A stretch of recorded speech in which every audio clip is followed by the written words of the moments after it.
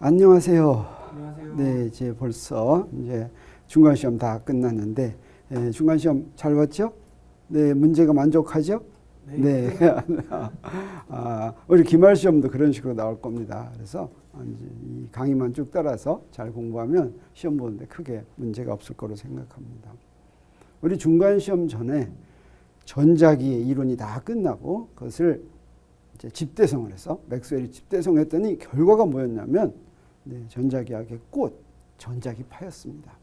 그 전자기파가 오늘날 첨단 과학기술 문명에서 없어서는 안 될 거였죠. 근데 그 전자기파가 알고 보니 모두 포함하고 있었냐면 빛, 가시광선도 포함하고 있었습니다.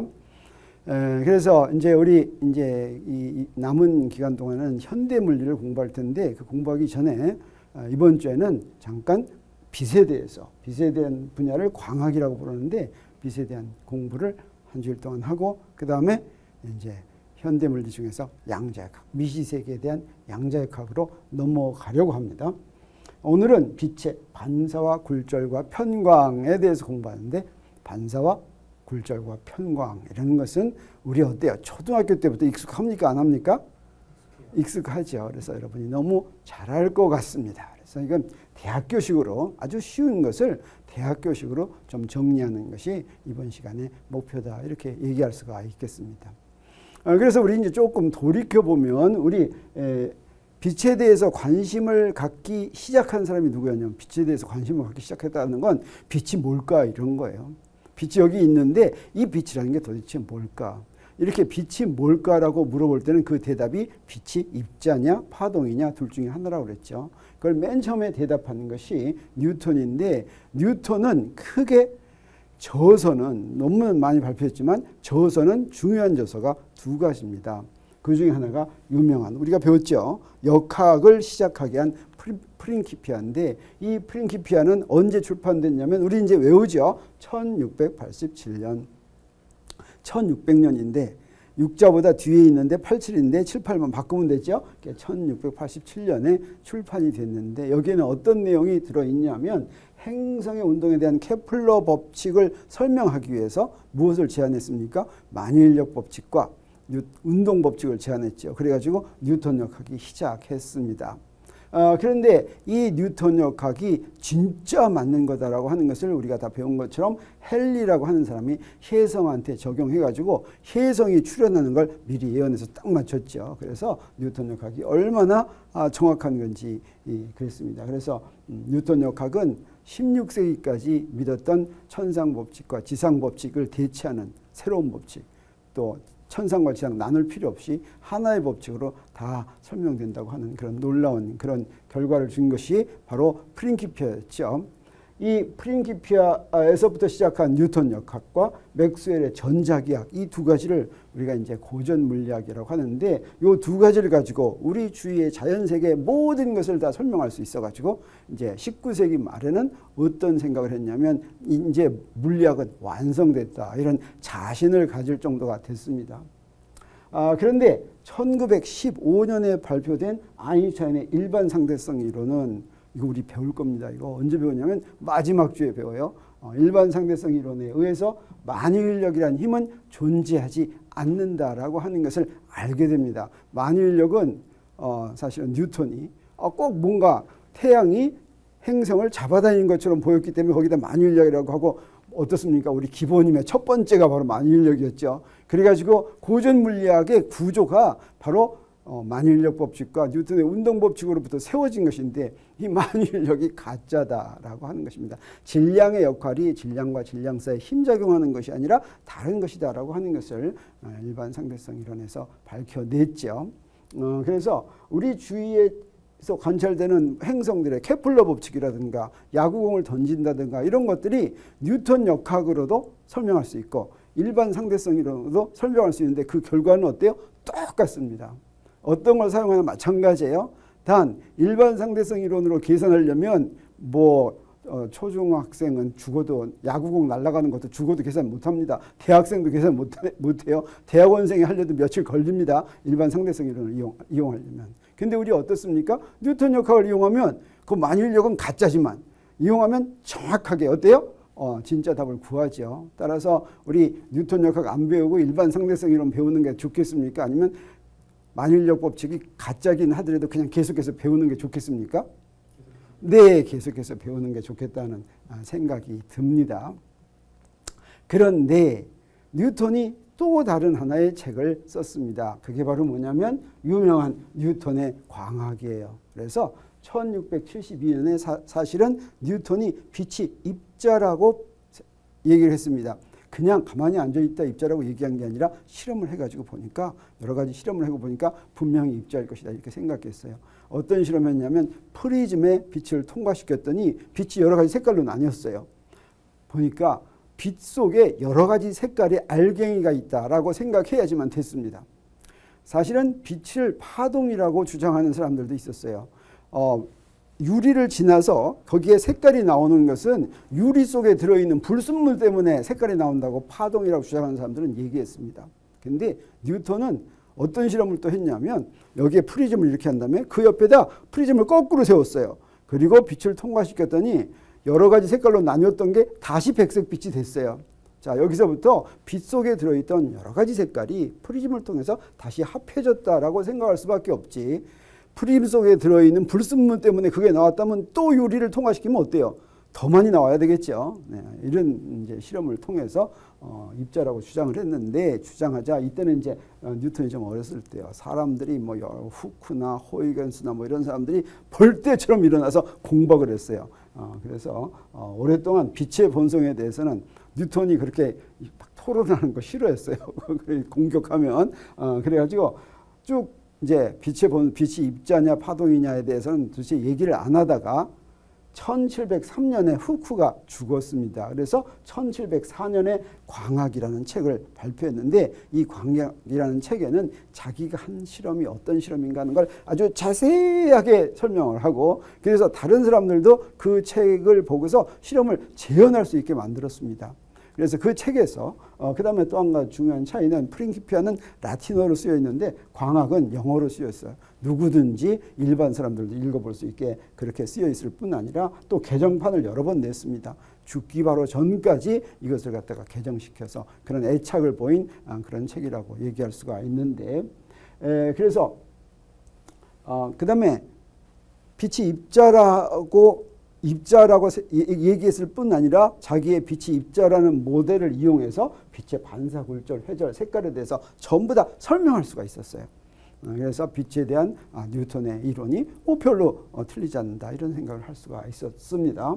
그래서 뉴턴은 광학에서 빛이 입자인 증거를 제시하고 빛이 입자라는 관점에서 빛의 여러 가지 성질을 설명을 했는데 뉴턴이 광학을 발표한 이유는 그래서 빛이 입자라는 생각이 어느 정도 설득력을 갖고 사람들이 빛이 입자구나 이렇게 생각을 하게 됐습니다. 물론 유럽 대륙에서는 그거에 대한 반대 의견을 갖는 사람들도 있었지만 적어도 영국이나 이런 주위에서는 그다음에 뉴턴이 프린키피아를 발표하고 나서 굉장히 이제 유명해지고 권위가 있었기 때문에 빛이 입자라고들 많이 생각을 했습니다.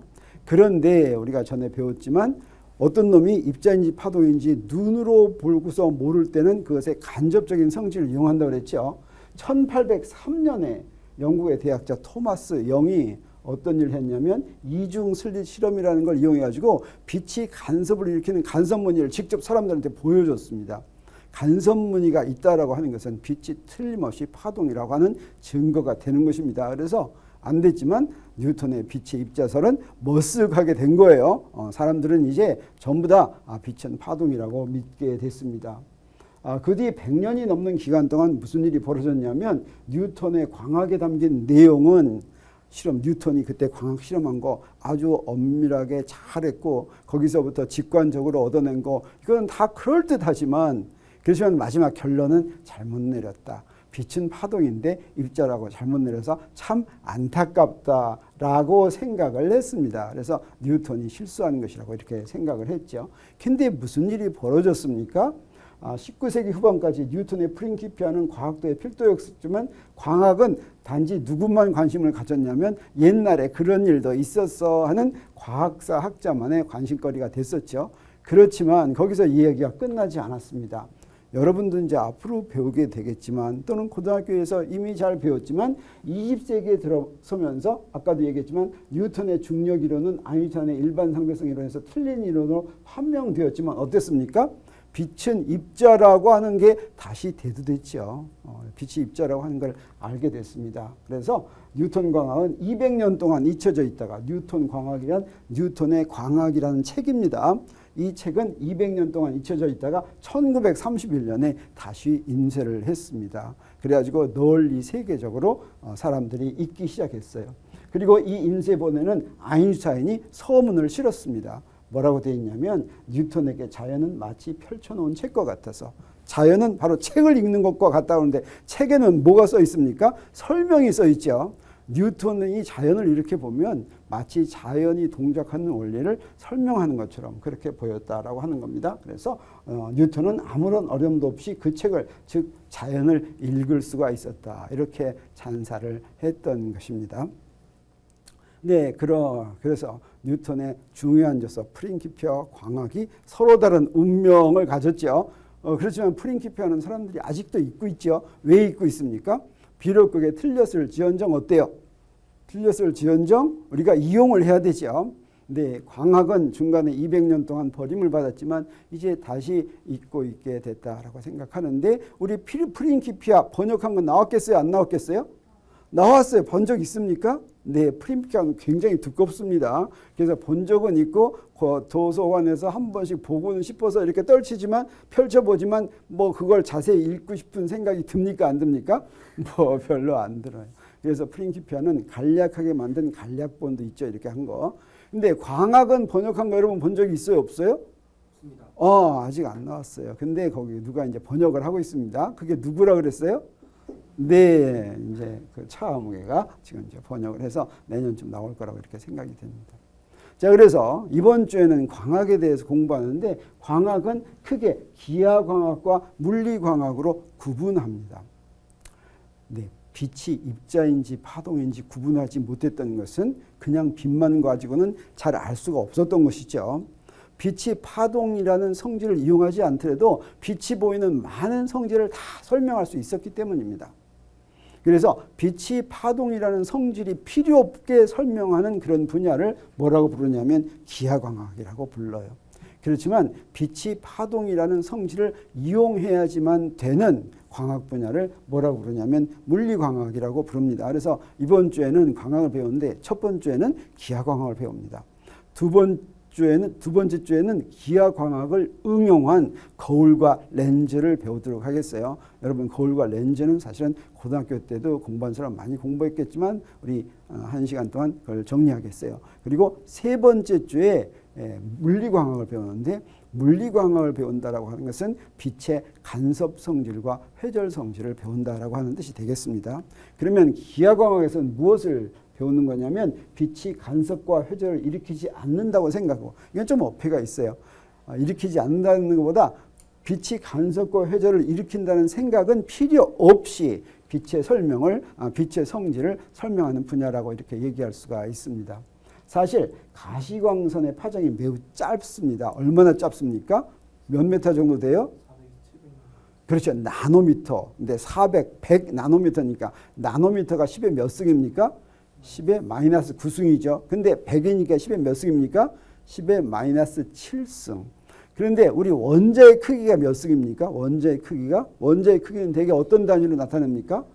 옹스트롱. 옹스트롱이 10의 몇 승입니까? 10의 마이너스 10승이죠. 그래서 10의 마이너스 7승 정도면 원자가 몇 개 정도 있는 겁니까? 1000개 정도 있는 그런 정도의 파장을 가시광선이 가지고 있다라고 하는 겁니다.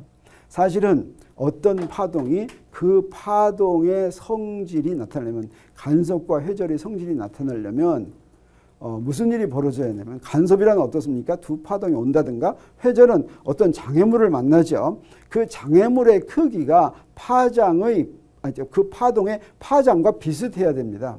만약에 파장이 100m짜리인데 장애물은 10cm짜리라면 파동이 어때요? 그냥 지나가 버리고 말죠.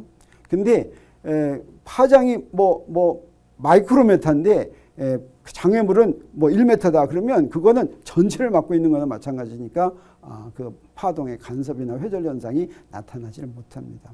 그래서 장애물이나 구멍의 크기가 파장과 그 파장과의 크기가 비슷할 때 간섭과 회절이 나타나는 것인데 우리가 간섭과 회절을 쉽게 보지 못하는 이유는 바로 뭐냐면 가시광선의 파장이 우리 주위에 보이는 물체들의 크기에 비해서 굉장히 작기 때문입니다. 그래서 보통의 경우에는 간섭과 회절을 이용하지 않더라도 빛의 성질을 다 설명할 수 있는데 그걸 우리가 뭐라고 그러냐면 기하광학으로 설명한다 이렇게 이야기를 하는 것입니다. 그래서 그 기하광학의 성질이 뭐냐면 빛은 동일한 매질에서 직진하고 서로 다른 매질에서는 그 매질의 경계에서는 반사와 굴절을 한다. 요 세 가지만 가지고 다 설명하는 분야. 이걸 바로 기하광학이라고 이렇게 부릅니다. 대신에 물리광학은 어떤 거냐면 파동으로서 빛을 설명하고 그래서 빛이 보이는 간섭과 회절 현상을 설명해야지만 되는 거죠. 그래서 이번 시간에는 빛의 반사와 굴절을 공부하도록 하겠습니다. 자, 빛의 반사와 굴절을 공부하기 전에 혹시 질문 있습니까? 네. 조금 논외적인 질문일 수도 있는데, 네. 그렇다면은 그 빛의 좀 본질 같은 거를 그런 연구하는 광학도 따로 분야가 있는 건가요? 아까 저는 이게 빛의 단면적인 면만 봤잖아요. 네. 근데 그렇다면 빛이 좀 더 원론적인 그런 광학. 그렇죠. 그게 바로 이제 빛의 본성하려면 가장 기본적인 본성이 무엇이냐라고 하는 걸 다뤄야 되는데 그걸 이제 그게 옛날부터 17세기부터 쭉 광학이 다뤄왔습니다. 그러면서 어떻게 되냐면 광학은 지금도 굉장히 빛에 대해서는 엄청 많이 알게 되는데 지금도 아주 가장 많이 연구되고 있는 분야 중에 하나예요. 지금 인하대학교에 교수님들이 한 20대 계시는데 그중에 광학 전공 교수님이 몇 분인 줄 압니까? 10분도 넘어요. 절반 거의 되는 거예요. 네, 그 정도로 광학은 열심히 공부하는데 오늘날의 광학은 이제 양자 광학이죠. 미시 세계에서 광학이 빛이 어떤 역할을 하는가 하는 겁니다. 그래서 광학에 대해서 공부하는 분야는 많은데 사실은 빛의 본질이 무엇인가 하는 거는 이제 양자역학에서 다 밝혀졌죠. 그렇지만 그것들이 어떤 상호작용을 하고 어떤 역할을 하고 성질이 무엇인가 미시세계에서 빛의 성질이 무엇인가 하는 것들을 이제 양자광학에서 더 공부하게 되죠. 그래서 광학은 이 태초부터 인간의 아무튼 우주가 태어나서부터 빛에 대한 연구는 아무튼 쭉 이어져 왔지만 가장 활발하게 공부되고 있는 분야일 뿐 아니라 이 빛이 우리의 자연에 대한 인식 또는 그 물리학이 발달하면서 그 발달한 과정 단계마다 인간한테 힌트를 준 게 바로 빛입니다. 빛 때문에 우리가 전부 힌트를 받은 거예요. 그래서 코페르니쿠스가 지동설 하고 그다음에 케플러가 케플러 법칙 하게 된 것도 행성들에서 온 빛을 보고 안 거죠. 그다음에 아인슈타인이 일반 상대성 이론 하게 된 것도 빛 때문에 그거 하게 된 거죠. 그다음에 양자역학도 어떤 겁니까? 사실은 원자에서 나온 빛 보고 알게 된 겁니다. 모든 것들이 빛이 우리 이제 물리학에 가는 방향을 이렇게 인도해줬다 이렇게 얘기해도 과언이 아닙니다. 그러면 빛의 반사와 굴절을 할 때는 우리 두 매질의 경계를 생각합니다. 두 매질이 경계를 이루지 않는 매질 하나에서는 아무 일도 안 벌어져요. 빛은 그냥 직진합니다. 그래서 경계에서만 반사와 굴절이 일어나는 거예요. 경계 아니면 그냥 직진한다고 생각하면 되는 거예요. 그래서 이렇게 빛의 반사와 굴절을 할 때는 먼저 빛의 매질을 얘기해야 되는데 우리 이때 빛의 매질을 하면 파동의 매질하고는 조금 얘기가 다르다고 그랬죠. 파동의 매질은 파동의 진동을 전달해 주는 것이라면 빛의 진동은 매질이 전달해 주지 않죠. 단지 빛의 매질은 뭐라고 그랬습니까? 빛이 지나가는데 있는 물질. 그래서 여기서 공기라고 그러면 공기를 빛이 지나갔어요. 이게 공기가 빛의 매질. 물을 공기가 지나갔어요. 그러면 물이 공기의 매질입니다. 그래서 우리가 흔히 말하는 파동의 매질과는 얘기가 조금 다르다라고 하는 걸 알 수가 있겠어요. 그때 기하광학을 이야기할 때는 빛을 무엇으로 설명하냐면 선으로 설명합니다. 빛은 직진하니까 그 직진하는 선으로 설명하는데 그렇게 지나가는 선을 광선이라고 부릅니다. 그래서 동일한 매질에서 광선은 직선을 따라간다. 매질의 성격이 동일하면 직선을 따라갑니다. 그 다음에 이때 이 경계면에서 제일 먼저 뭐를 세우냐면 법선을 세웁니다. 여기 광선이 두 경계역에 딱 부딪히면 그 점에서 법선을 세워요. 법선이란 뭐냐면 두 그 면에 경계면에 수직인 선인데 수직인 선은 몇 개 세울 수 있겠어요? 한 개 세울 수 있어요. 딱 하나 세운다는 게 중요합니다. 그래서 법선 하나 세웠어요. 그러면 그때 여기서 반사광선이란 뭐냐면 경계면에서 원래 매질로 다시 나가는 광선을 반사광선이라고 합니다. 그 다음에 투과광선은 다른 매질로 들어가는 광선을 투과광선이라고 해요. 그래서 이렇게 빛의 경계에서는 직선으로 가지 않고 이렇게 조금 구부러집니다. 네. 그래서 이것을 기하광학으로 설명해야 된다라고 하는 거죠. 그랬을 때 어느 정도 구부러지는가 하는 것을 알기 위해서 우리 세 개의 각이 필요한데 하나는 입사각이에요. 입사광선이 법선과 만드는 각입니다. 또 하나는 반사각이에요. 반사광선은 반사광선이 법선과 만드는 각이에요. 또 하나는 굴절각이에요. 굴절각은 투과광선이 법선과 만나는 각입니다. 그래서 이것의 이름을 갖다가 세타1, 세타1 프라임 이렇게 붙이겠어요. 여기서 1은 매질 1에 속한 거다라고 하는 뜻이 되고 2는 매질 2에 속한 거다 이런 뜻이 되겠어요. 자, 그러면 우리 반사법칙을 얘기하는데 반사법칙은 무엇과 무엇에 대한 것이냐면 입사광선과 반사광선에 대한 것이에요. 우리 반사광선 알아요? 몰라요? 알죠. 반사광선 말로 하면 뭐예요? 네, 경계면에서 반사하면 입사광선과 반사광선은 어떤 관계에 있다? 네, 이렇게 되는데 그걸 말로 해야죠. 네, 대칭인데 대칭이면 자 그걸 어떤 물리량을 가지고 얘기를 해야 되겠죠? 법선에 대하여. 네, 대칭이다. 그걸 뭐렇게 얘기할 수가 있냐면 입사각과 반사각이 같다. 세타1은 세타1 프라임이다. 이렇게 얘기하면 되겠어요. 그래서 빛이 두 매질이 경계에서 반사되면 근데 또 하나가 있어요. 입사각과 반사각이 같으면 사실은 여기서 이렇게 그려놨을 때 보세요. 여기가 법선이라고 하면 법선을 중심축으로 하는 요거 뭐 같아요? 요거 콘이죠. 원뿔. 원뿔면에 있으면 원뿔면에 어디에 있든지 요 법선과 이루는 각이 다 같습니다. 그런데 여기에 입사광선이 하나 있으면 반사광선은 반사각이 같다고 해서 여러 개 있는 게 아니라 몇 개밖에 없어요? 딱 하나밖에 없어요. 그럼 그거 어떻게 정해요? 어떻게 정하냐면 입사광선과 법선과 반사광선이 한 평면을 이룬다. 한 평면에 있다라고 하는 겁니다. 그래서 요 면도 보면 어떻게 돼요? 요 경계면하고 수직이 되겠죠. 수직이 되겠어요. 그런 하나만이 있다라고 하는 겁니다. 그래서 입사광선과 법선 그리고 반사광선은 한 평면에 놓인다라고 하는 것이 이게 반사법칙의 중요한 첫 번째입니다. 그리고 두 번째는 입사각과 반사각은 같다라고 하는 겁니다. 사실은 입사각과 반사각이 같은 이유는 여기가 전부 매질이 하나로 이렇게 돼 있기 때문에 그래요. 혹시라도 여기가 이렇게 있는데 이걸 둘로 잘라서 여기하고 매질이 다르다 그러면 두 개가 같지 않아요. 네, 그래서 여기 두 개가 같은 이유는 이제 한 매질에서 입사광선이나 반사광선이나 같은 매질에서 움직이는 때문이다. 이렇게 얘기할 수가 있겠습니다. 그러면 굴절하는 경우에 이제 굴절 법칙. 굴절 법칙은 유명합니다. 스넬 법칙이라고 합니다. 스넬 법칙. 그래서 입사광선과 투과광선 사이의 법칙을 보도록 하겠어요. 그러면 이때 여기서 반사광선은 세타1과 세타1 프라임이 같았는데 여기 굴절각의 경우에는 같지가 않습니다. 같지 않다고 하는 것은 어때요? 이렇게 직선을 그려놓고 그 안쪽으로 가든지 그 바깥쪽으로 간다라고 하는 거죠. 그랬을 때 어떨 때 안쪽으로 가고 어떨 때 바깥쪽으로 가는지 우리가 좀 이렇게 그 그림을 그릴 수가 있으면 굉장히 좋습니다.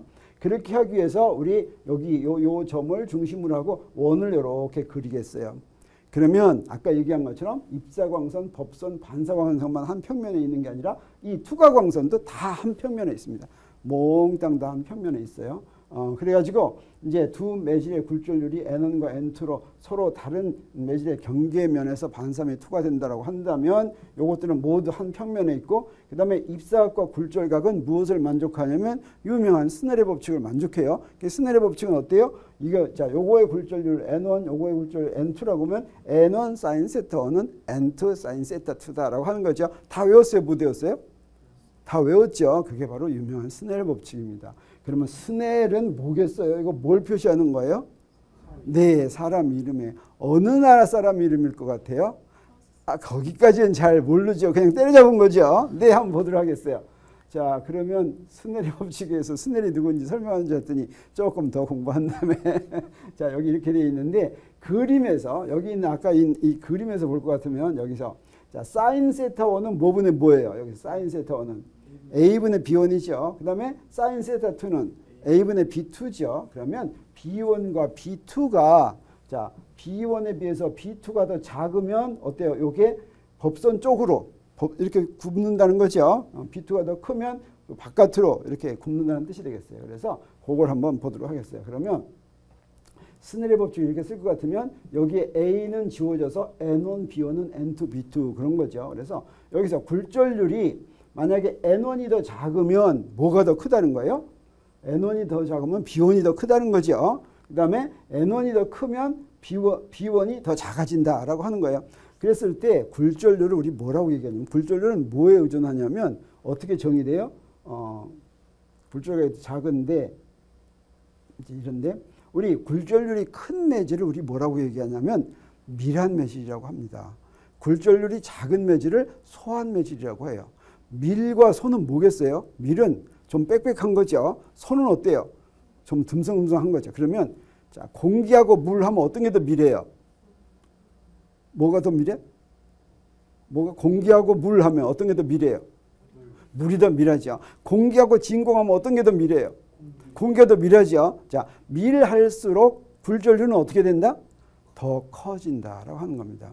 그래서 굴절률이 더 커지면 빛이 오다가 법선 쪽으로 간다? 아니면 그 법선에서 더 먼 쪽으로 간다? 어느 쪽으로 간다 그랬어요? 굴절률이 더 커지면 법선 쪽으로 간다 그랬죠. 법선 쪽으로 간다. 네, 그 우리가 이제 공부했습니다. 자, 그러면 사실은 밀한 매질에서는 굴절률이 왜 더 크냐면 여기서 이제 곧 나와야 될 텐데 굴절률은 C 나누기 V입니다. V가 바로 뭐예요? 그 매질에서 빛의 속도죠. 그래서 밀할수록 빛의 속도가 어떻게 되는 거예요? 더 작아지는 거예요. 진공 중에서 빛의 속도가 제일 빠릅니다. 그리고 밀할수록 그러니까 물이나 뭐 이런 데로 가면 빛의 속도가 굉장히 작아진다라고 하는 겁니다. 그래서 이제 스넬 여기에서 소개하는 스넬은 어느 나라 사람이에요? 네, 네덜란드 사람이고 어느 시대 사람이에요? 1580년 하니까 이거는 뉴턴하고 비슷하겠습니까? 뉴턴보다 더 전 사람입니까?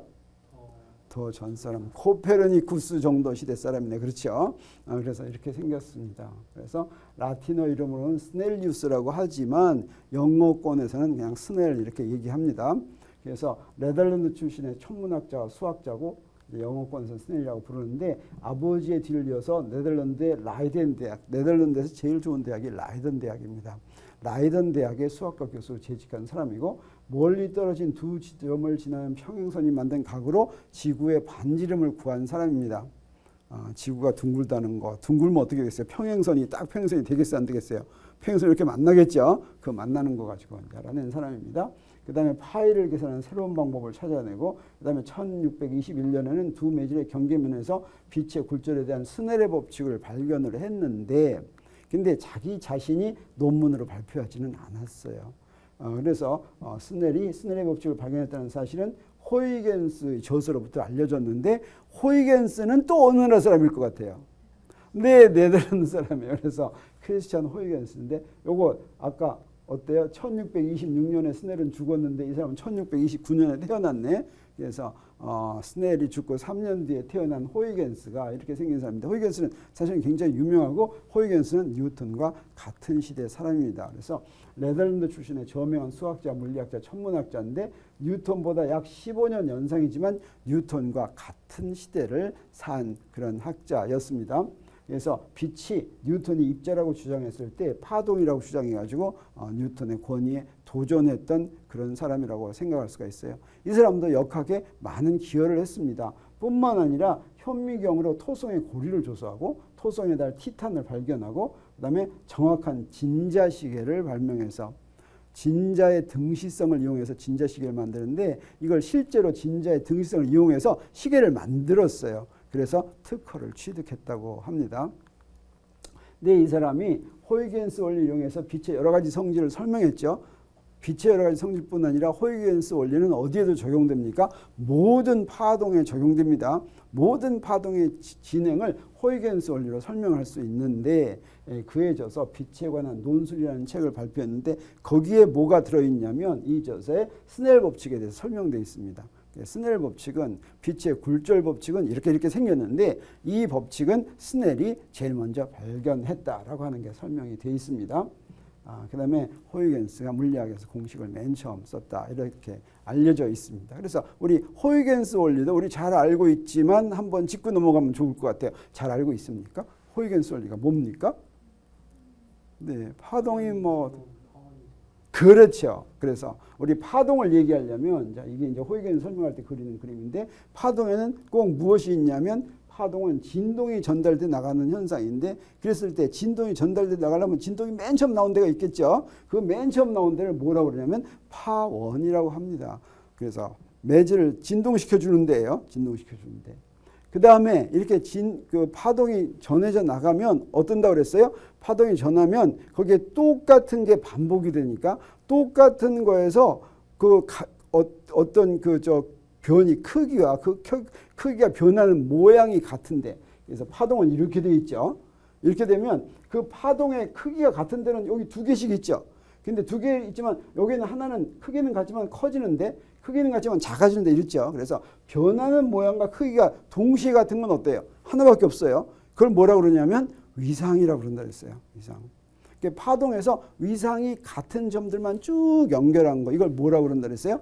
파면이라고 그러는데 그래서 파동이 진행해 나가면서 매질에 진동한 변이가 같은 점들을 근데 그냥 변이만 같으면 안 돼요. 변이가 변하는 모습이 같아야지 돼요. 왜냐하면 파동에서 변이가 같은 건 두 개씩 있어요.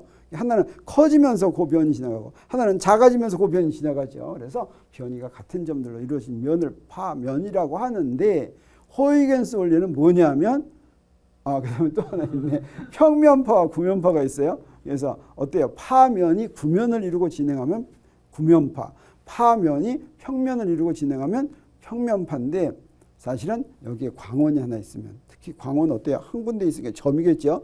점에서부터 광원이 시작하면 파면이 뭘 이루고 가겠어요? 구면을 이루겠어요. 구면. 그래서 점 광원에서 나오는 파동의 파면은 구면파입니다. 그럼 평면파는 언제 나오겠어요? 그렇죠. 똑같은 파원인데 멀리 가면 어때요? 이제 구인데 반지름이 굉장히 커지면 그놈들은 거의 평면이 되죠. 그래서 파원에서 굉장히 먼 데 있는 놈은 우리 평면파다 이렇게 생각할 수가 있습니다. 네, 그래서 이제 호이겐스 원리를 설명하면 호이겐스 원리란 파면 위의 모든 점들은 새로운 파원이 된다라고 하는 겁니다. 그래서 여기서 얘기한 것처럼 여기에 있는 파원에서 이렇게 갔어요. 그랬을 때 여기에 있는 파면 위의 점들이 다 새로운 파원이 돼가지고 새로운 파원이 돼서 나가는데 그때 위상이 같은 걸 쫙 연결하면 큰 파면이 된다라고 하는 거예요. 이해하기가 어렵습니까? 쉽습니까? 이해하기가 굉장히 쉽습니다. 그래도 이해하기 못하는 사람은 뭘 보면 되냐면 이 그림을 보면 되겠어요. 아니지, 이 그림이 아니에요. 자, 그래서 방금 내가 설명한 거 S가 파원 S가 파면 A, B와 CD를 만드는데 A, B의 각 점들은 새로운 파원이 된다라고 하는 거죠. 그래서 이 호이겐스 원리를 이용할 것 같으면 우리 스넬의 법칙이나 반사 법칙을 다 설명할 수가 있어요. 그래서 잘 호이겐스 원리에서 파면의 모든 점들이 파원이 된다고 하는 것을 잘 이해가 못하면 자 여기에 평면파가 이렇게 온다고 그래요. 이게 지금 평면파입니다. 근데 다른 건 다 가리고 여기다 구멍 하나만 낼 것 같으면 여기는 다시 뭐가 돼요? 구면파가 되는데 그럼 이게 무슨 역할을 했다는 거예요? 새로운 파원의 역할을 했다는 거죠. 또 뭐 생각하지 않더라도 어때요? 요 놈들을 떨기 위한 맨 처음은 여기서 떨어져 나간 거죠. 그래서 새로운 파원이 된다라고 하는 것을 우리 쉽게 이해할 수가 있습니다. 그래서 평면파가 오다가 조그만 구멍이 뚫린 벽을 만나면 이게 바로 새로운 파원이 된다라고 하는 이야기를 할 수가 있겠어요. 그러면 빛이 굴절하는 건 무엇 때문이냐면 매질에서 가다가 속도가 바뀌기 때문입니다. 속도가 같은 데서는 직진하는 거예요. 그래서 그 예를 들자면 여기서 뭐 그린 것 같아요? 여기 바다가 있는데 어때요? 마치 여기 바다에 떠 있는 것처럼 이렇게 보이죠? 이게 바로 왜 이렇게 되냐면 굴절하기 때문이라고 그랬어요. 근데 아까 선생님이 뭐라고 그랬습니까? 매질이 같으면 굴절한다고 그랬어요? 안 한다고 그랬어요? 안 한다고 그랬죠. 그럼 여기 지금 매질이 같아요? 틀려요 지금? 틀려요. 뭐가 틀리냐면 공기는 똑같은 공기인데 놀랍게도 공기 중에서 빛의 속도가 뭐가 달라지면? 온도가 달라지면 달라집니다. 지금 왜 어때요? 온도가 점점 올라가면 올라갈수록 더 미래지겠어요? 더 소해지겠어요? 더 소해집니다. 그래서 굴절률이 달라집니다. 그래서 빛은 직진하지 않고 굴절하는데 그걸 이렇게 볼 것 같으면 예를 들어서 공기가 지금 점점 이렇게 소해진다 그래봐요. 이게 소해지면 어떻게 됐어요? 이 가다가 소해지면 법선에서부터 멀어졌어요? 가까워졌어요? 멀어졌어요. 소해졌으면. 자, 여기서 멀어졌죠. 여기서 또 더 멀어졌죠. 여기서는 어때요? 반사를 했습니다. 여기서는 반사했어요. 근데 이제 여기는 미란대로 가니까 어떻게 돼요? 더 가까워졌죠? 더 가까워졌어요. 근데 우리 눈으로 볼 때는 어떻게 봅니까? 요거만 보는 거예요. 요건 보는 거예요? 안 보는 거예요? 요건 안 보고 어디서 온 것처럼 봐요? 요놈이 여기서 온 것처럼 보이죠? 그래서 배가 이렇게 떠 있는 것처럼 보인다라고 하는 거죠. 자, 이렇게 굴절하는 이유는 뭐냐면 빛의 속도가 달라진다라고 하는 것인데 그게 바로 굴절률이 이렇게 정의됐기 때문입니다. 내가 아까 얘기한 것처럼 굴절률은 진공에서의 빛의 속도를 그 매질에서의 빛의 속도로 나눈 것과 같은데 진공에서의 빛의 속도는 어떻다고 그랬어요? 전부 딱 9자리로 돼 있다고 그랬죠. 자, 크게 외워보세요. 처음 세 자리는 299, 그 다음 세 자리는 792, 그 다음 세 자리는 458. 그렇죠? 299, 792, 458. 야, 이거 뭐 전화번호를 이걸로 만드나? 아무튼 그래서 우리 매질이 달라지면 굴절률이 달라지는데 빛의 속도가 많이 달라질 것 같아요? 조금 달라질 것 같아요? 이제 되게 빛의 속도는 굉장히 빠르니까 별로 안 달라질 것 같은데 빛이 매질에 따라서 속도가 절반으로 확 줄 것 같아요? 안 줄 것 같아요? 잘 모르겠죠. 자, 보세요. 네, 여기 공기는 어떠냐면 굴절률이 얼마냐면 1.0029예요. 진공이나 거의 마찬가지예요. 그래서 빛의 속도를 1.0029로 나누면 굴절률을 그렇죠. 이 빛의 속도를 굴절률로 나누면 매질에서의 빛의 속도가 나옵니다. 그래서 이걸 1.0029로 나누면 뭐가 되냐면 2.997. 그러니까 뭐 소수점이야. 세 자리에서 조금 달라지는 거예요. 그러니까 2.998이죠. 네. 근데 물은 어떠냐? 물은 굴절률 1.33이에요. 그러면 어떻게 되냐면 이게 나누면 2.254인데 이거는 빛의 속도의 몇 %밖에 안 되냐면 이건 70% 조금 넘어요. 73, 4%. 그러니까 굉장히 많이 주는 거예요. 유리는 어떻겠어요? 유리는 여기 1.52. 그러면 이거 어떻게 되냐면 1.972. 그 다음에 이제 또 좀 굴절률이 좀 큰 건 뭐가 있겠어요? 굴절이 좀 큰 건 다이아몬드 굴절이 큽니다. 다이아몬드는 굴절이 어느 정도냐면 2.4예요. 그럼 이걸 나누면 어떻게 되겠어요? 절반도 안 되죠. 이렇게 빛의 속도가 이렇게 작아진다라고 하는 것을 알겠습니다. 그런데 우리 빛의 속도는 무엇과 무엇으로 되어 있냐면 진동수 곱하기 파장, 이게 바로 빛의 속도예요. 왜 그러냐면 진동수는 주기분의 1이지. 그래서 한 주기 동안에 파장만큼 가니까 파동의 속도가 주기분의 파장, 즉 진동수 곱하기 진동수 곱하기 파장인데 이때 매질이 바뀌면 무엇이 바뀐다 그랬어요? 속도가 바뀐다 그랬죠. 그러면 이 속도가 바뀔 때 파장과 진동수는 어떻게 바뀔까 궁금하죠. 근데 놀랍게도 여기서 매질이 바뀌더라도 진동수는 바뀌지 않습니다. 진동수는 일정하게 유지된다라고 하는 것을 우리 딱 기억하고 있어야 되겠어요. 그러면 파장이 이걸 만족하도록 속력이 바뀌면 진동수는 그대로 있으니까 파장은 뭘로 바뀌냐면 속력을 진동수로 나눈 것을 이렇게 바뀝니다. 그러면 왜 진동수는 안 바뀔까? 왜 파장만 바뀌고 속력만 바뀌까? 이렇게 의심스러운 부분이 있죠. 이건 우리 어떻게 생각할 수 있냐면 여기 두 경우를 한 건데 사실 여기가 지금 줄이에요. 줄을 요 경계를 이렇게 했는데 이 줄을 같이 흔들어준다. 이렇게 흔들어줘. 그러면 굵은 줄하고 가는 줄이 있으면 이거 매질이 다른 거예요. 줄이 있으면 줄이 똑같은 줄이면 속도가 같은데 여기 가는 줄이 있고 굵은 줄이 있으면 속도가 어떻게 되냐면 더 느려져요. 그런데 그러면 파장도 바뀌어요. 근데 진동수는 어때야 되겠어요? 진동수 이렇게 줄이 이렇게 있으면 올라갔다 내려오는데 만약에 진동수가 다르면 어떻게 되겠어요? 끊어지겠죠. 이게 같이 이게 올라갔다 내려와야지. 진동수가 다르려면 어떻게 돼요? 이거는 1초에 2번 가는데 이건 3번 가려면 끊어져야 되죠. 이게 안 끊어지려면 어때요? 두 개 매질이 바뀌더라도 진동수는 같아야 된다라고 하는 것을 우리가 알 수가 있겠습니다. 그러면 우리 호이겐스 원리를 이용해서 우리 스넬의 법칙을 먼저 증명을 한번 해보도록 하겠어요. 그러면 이게 바로 이제 파면을 그린 것인데 파면을 무엇으로 그린 거냐면 파장만큼씩 차이나게 이렇게 그렸어요. 그랬을 때 파장만큼씩 차이 났을 때 이 그림을 자세히 보세요. 여기에 어떻게 그렸냐면 요 놈이 이렇게 왔어. 두 개가 이렇게 왔어요.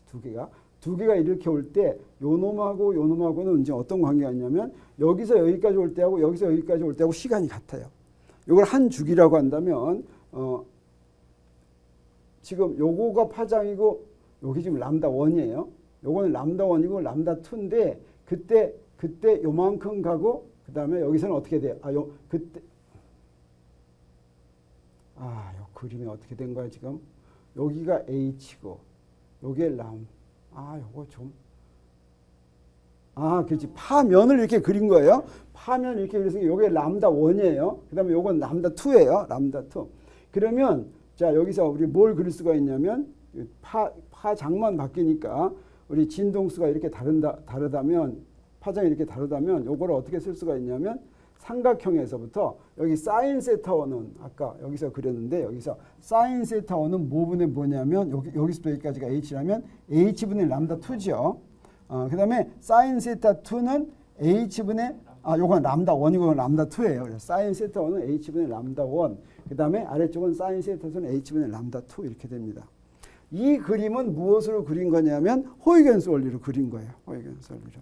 그러면 이걸 갖다가 여기다가 요 h니까 두 개가 h가 같죠. 그래서 h는 사인 세타분의 람다 1는 사인 세타분의 람다 2니까 요걸 그리면 이렇게 되는데 람다 1과 람다 2를 뭘로 바꿨냐면 속력으로 바꾸고 진동수로 바꿨어요. 그러면 어떻게 되냐? 이렇게 되는데 이게 바로 뭐냐면 스넬의 법칙이다라고 하는 겁니다. 지금 시간이 없어서 빨리빨리 해서 그런데 여러분 나중에 이거 한번 자세히 좀 보세요. 자세히 보면 금방 이해할 수가 있습니다.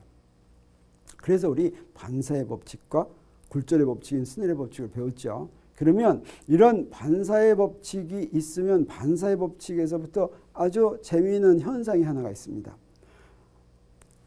빛이 오면 두 매질의 경계면에서 일부는 반사하고 일부는 굴절한다 그랬죠. 근데 두 매질이 굴절률에 따라서 어떤 경우에는 굴절은 하지 않고 전부 다 반사하는 경우가 있어요. 그래서 이제 이런 경우입니다. 이렇게 하니까 어떻게 됐어요? 이거 전부 다 반사했죠. 굴절은 하지 않죠. 왜 그러냐면 여기다 이렇게 법선을 그려놓으면 요 놈하고 어떤 게 더 밀할 것 같아요? 아래 게 더 밀하고 위에 게 소하면 여기서부터 더 멀리 가야 되는데 요 놈에 의해서 더 멀리 갈 수가 없으면 그다음엔 반사를 못하는 굴절을 못하는 거예요. 그래서 전부 다 반사하는데 그러면 이렇게 그래서 굴절은 하지 않고 전부 다 반사하는 걸 우리가 전반사라고 하는데 이 전반사는 언제 일어날까? 이렇게 보면 그 전반사는 어떤 경우에 일어나냐면 굴절률이 큰 데서 작은 데로 갈 때만 일어납니다. 다시 말하면 밀한 매질에서 소한 매질로 갈 때만 일어나는 거예요. 소한 매질에서 밀한 매질로 갈 때는 안 일어나요. 왜냐하면 더 안쪽으로 굴절하니까 이건 다 굴절할 수 있어요. 그래서 더 바깥쪽으로 굴절하는 경우만 일어납니다. 그때는 빛의 속도가 이렇게 다르기 때문인데 그래서 전반사가 일어나기 시작하는 각을 뭐라고 얘기하냐면 전반사의 임계각이라고 합니다. 전반사의 임계각은 어떻게 구하면 되냐면 언제부터 전반사가 일어나기 시작하냐면 굴절각이 90도일 때부터 전반사가 일어나기 시작합니다. 굴절각이 90도까지는 어때요? 굴절도 일어나죠. 근데 그보다 커지면 그러면 전반사가 일어나니까 굴절각을 2분의 파이라고 놓고 굴절각을 이거 뭐예요? 입사각이고 굴절각은 여기다 세타 1 프라임 이러면 안 되는데 굴절각이 세타 2 그래야 되잖아요. 세타 2라고 놓고 여기 잘못됐어요. 그러면 여기 임계각을 하면 사인 세타 2 하면 여기다 2분의 파이를 집어넣어요. 그러면 n2가 되죠. 그래서 이 임계각을 구하면 사인 세타 c는 1분의 n2가 되니까 여기서 어떨 때만 일어나겠어요? 이게 사인 값이니까 여기 1보다 커야 되겠어요? 작아야 되겠어요? 작아야지 되죠. 그래서 n1이 클 때만 다시 말하면 밀한 매질에서 소한 매질로 갈 때만 전반사가 일어나서 이렇게 임계각을 우리가 구할 수 있다라고 하는 것을 알 수가 있어요. 여기 이제 하나만 더 하면 이제 이번 시간 할 수가 있는데 빛의 경우에는 재미있는 성질을 갖고 있습니다. 우리 파동은 횡파와 종파로 나눌 수가 있는데 횡파란 뭐냐? 횡파란 이것처럼 어때요? 진동하는 방향은 이쪽 방향으로 진동해 파동인데 근데 이놈이 어디로 가고 있어요? 이쪽으로 가고 있죠. 그래서 진동하는 방향과 진행하는 방향, 파동이 진행하는 방향이 수직이면 그걸 우리가 횡파라고 얘기합니다. 근데 종파는 어떠냐면 종파는 이렇게 돼요. 지금 진동 이쪽으로 하고 있죠. 근데 어때요? 진행도 이쪽으로 하죠. 이 두 개가 이제 평행하면 이건 종파입니다. 근데 요거는 그래서 진행 방향과 진동 방향이 같으니까 진동 방향은 몇 가지가 있을 수 있어요. 한 가지밖에 없을 수가 있어요. 한 가지밖에 없어요. 근데 횡파의 경우는 어떠냐면 진행 방향과 수직인 방향이니까 수직인 방향은 이것도 수직이고 이것도 수직이고 이것도 수직이죠. 여러 방향이 있을 수가 있어요. 그래서 그 다음에 여기서 얘기한 것처럼 빛은 횡파이고 소리는 종파예요. 우리가 전자기파 할 때 어땠어요? 전기장과 자기장이 서로 수직이고 전기장과 자기장이 수직한 방향으로 진행한다고 그랬죠. 그래서 빛은 횡파가 됩니다. 이런 횡파일 때는 우리 편광 현상이 있어요. 편광 현상이란 제한된 방향으로만 진동하는 횡파를 만드는 것인데 여기 백색광에서 나오는 것은 전기장과 자기장이 모든 방향을 향하고 있어요. 근데 여기다 편광판을 딱 놓을 것 같으면 이 중에 한쪽 방향 전기장이 이쪽인 것만 통과시켜요. 그래서 여러 방향의 진동 전기장, 자기장의 방향을 한 방향으로만 뽑아낼 때 이걸 편광시킨다 이렇게 얘기합니다. 편광된 빛은 편리할 때가 있어요. 뭔가 더 예리하게 볼 수도 있고 또 우리 눈에도 좋을 수가 있고 뭐 이래요.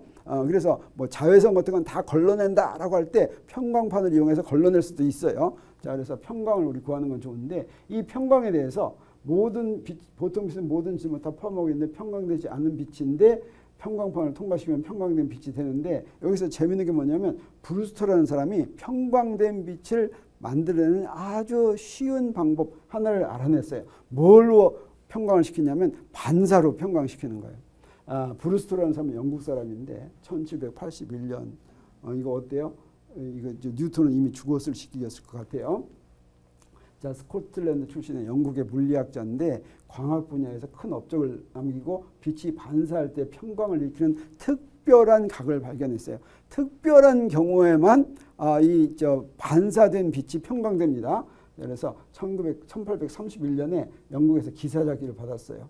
그 다음에 이제 에딘버러 대학교 총장으로 있었다고 그래요. 그래서 이 사람은 나중에 광학 이론, 아이작 뉴턴의 생애와 저술, 이런 이제 저서를 많이 남긴 사람인데 그러면 그때 이 브루스터 각이란 반사시켜서 편광된 빛이 나오게 되는 각을 브루스터 각이에요. 여기 지금 브루스터 각이에요. 근데 입사각과 반사각은 같으니까 이것도 브루스터 각이고 이것도 브루스터 각이에요. 이게 특별히 여기 이렇게 두 매질이 있으면 이 매질에다가 특별한 각으로 입사시키면 이 나온 반사광선은 편광이 된 빛인데 이때 어떤 조건이냐면 투과된 광선과 반사된 광선이 수직인 거예요. 투과된 요 입사각을 이렇게 바뀔 것 같으면 여기 굴절각도 바뀌죠. 그때 어떤 한 각에서는 요게 수직을 이룰 수가 있어요. 그렇게 수직이 될 때는 반사광선이 반드시 편광이 된다라고 하는 거죠. 그러면 그 설명은 사실은 간단해요. 우리 이제 입사광선이 진동하는 방향, 이게 전기장과 자기장 방향인데 뭐 전기장 하나만 본다고 그러겠어요? 그러면 여기에 모든 방향을 다 가지고 있는 걸 두 가지로 이제 나눠 서로 수직인 두 가지로 표시할 수가 있어요. 우리 벡터도 서로 수직인 두 개의 각으로 나눌 수가 있죠. 그것처럼 여기에 지금 이쪽 방향으로 진동하는 거, 이쪽 방향하고 이쪽 방향 이 두 가지로 진동하는 빛이 있다고 그래요. 그러면 모든 진동을 이걸로 표시할 수가 있어요. 그리고 두 개가 있는데 요 놈이 요렇게 가면 요렇게 가면서 어때요? 요렇게 가면서 요 놈도 이쪽 방향 그대로 갈 수가 있어요. 가는데 요 놈하고 요 놈하고 수직이라고 그랬으니까 수직이려면 어떻게 되냐면 요 놈하고 요 놈하고 비교하면 요렇게 가는 거는 똑같이 요렇게 갈 수가 있는데 여기서 요렇게 가는 놈은 어때요? 요렇게 가는 놈은 없어져야지 돼요. 왜 없어져야 되냐면 어때요? 빛에서는 반드시 빛은 어때요? 횡파기 때문에 전기장과 자기장의 방향이 반드시 진행 방향하고는 어때야 돼요? 수직해야지 되죠. 그래서 여기서 지금 가는데 이렇게 가는 놈은 여기서 이렇게 가려니까 이렇게 갈 수 있어요? 없어요? 없어요. 그래서 요 방향만 여기 남는다라고 하는 거죠.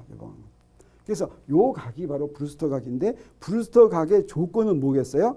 네, 브루스터 각은 반사광과 투과광선 사이의 각이 2분의 파이다라고 하는 거가 됐어요. 그래서 우리 브루스터 각을 한번 구해 보도록 하겠어요.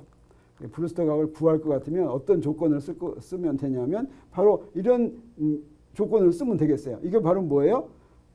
굴절각을 2분의 파이에서 세타 b를 놓는 게 세타 b하고 세타 t를 두 개를 합해 놓으면 어떻게 된다 그랬어요? 2분의 파이가 된다 그랬죠. 그래서 그 조건을 썼어요. 그래서 여기다가 스넬의 법칙을 적용할 것 같으면 n1 sin 세타 b N2 사인 세타 t 이게 굴절각이에요. 근데 이 세타 t는 뭐냐면 2분의 파이 빼기 세타 b인데 사인 2분의 파이 빼기 세타 b는 바로 뭐가 되면 코사인 세타 b가 돼요.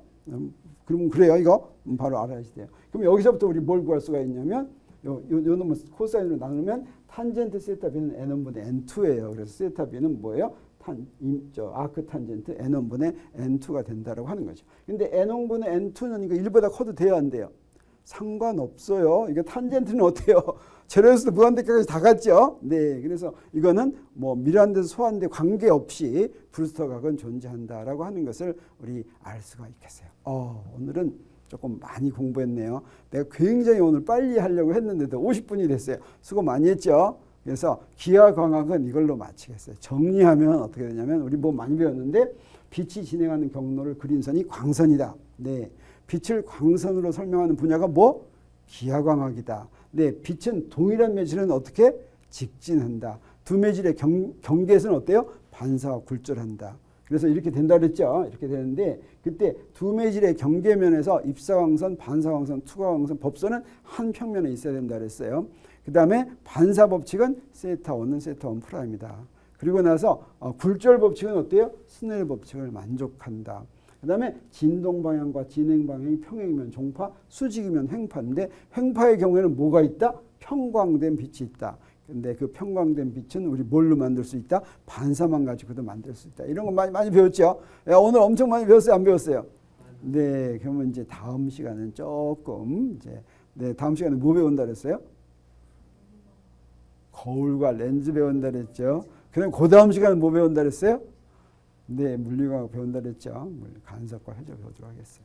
근데 질문 있어도 다음 시간에 하세요. 네, 그러면 이 시간 이걸로 마치도록 하겠습니다. 수고했습니다.